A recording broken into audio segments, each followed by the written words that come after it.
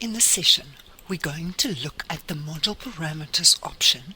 I'm going to take it to general, and we're going to look at the user-defined field here.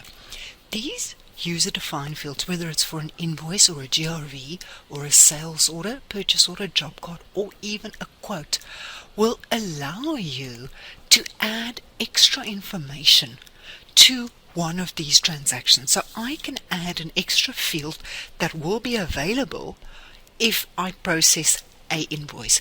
That field will be available for that invoice, not for the stock items within the invoice, no, for the whole invoice. So if I click on Invoice User Defined Table and I click on Setup, I never remove or change the first line. That will be your primary index, so we'll leave that as is.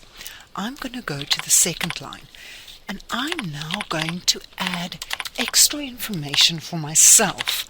I, for instance, need a registration date here for a customer. So instead of my data type, I'll click on the down arrow and I will choose a date field.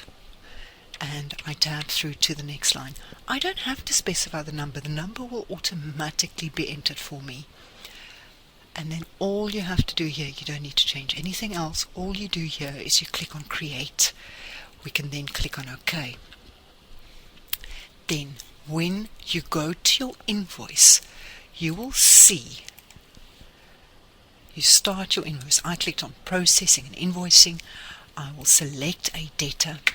You will now see that you have the user-defined data button available, where you can now select a date for this specific invoice. In other words, this is an extra date that I require for my customers. And then you can proceed with your invoice. This information can then be used within a report.